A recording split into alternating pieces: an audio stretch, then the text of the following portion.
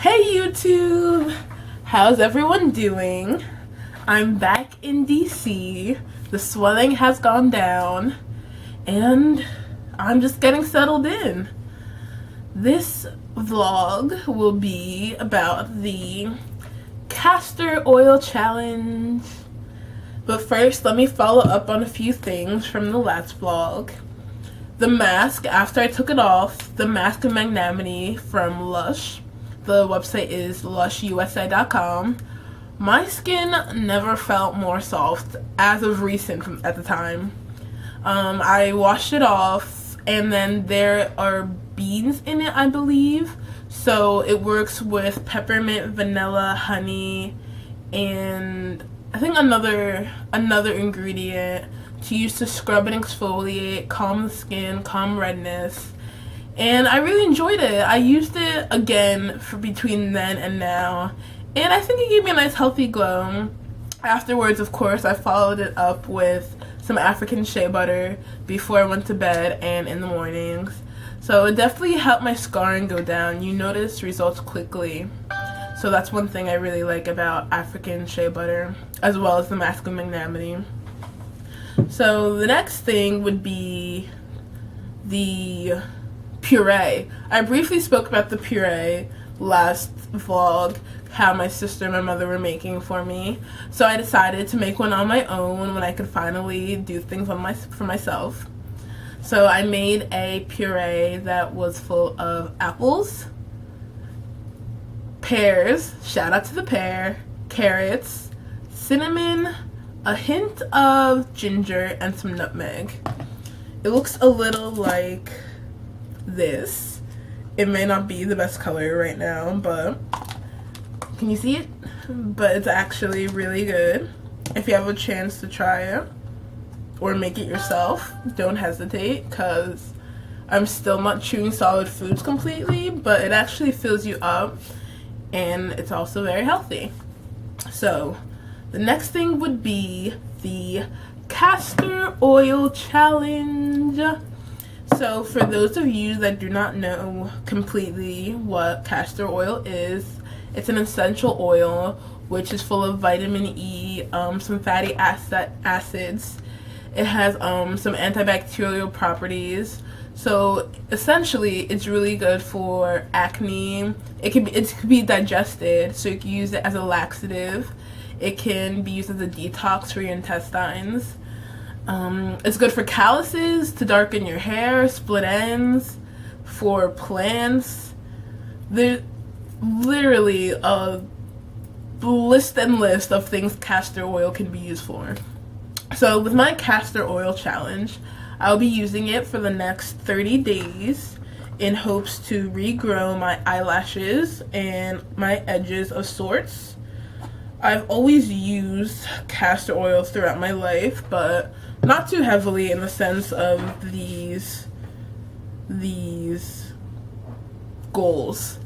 So my roommate Tam finally returned since I'm back in DC. Never been more excited. So she'll probably be on the next vlog, but she's not on this one today. So one thing people often don't like about castor oil is how thick it is and how sticky it can be. So when you use it in your hair, make sure that you only use maybe a dime-sized amount, because when you look at the consistency, it comes out kind of like this thick. You see how it's slowly sliding down?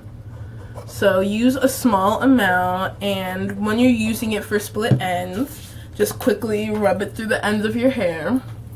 And yeah, go to bed, but don't put too much because it probably won't have the same effect.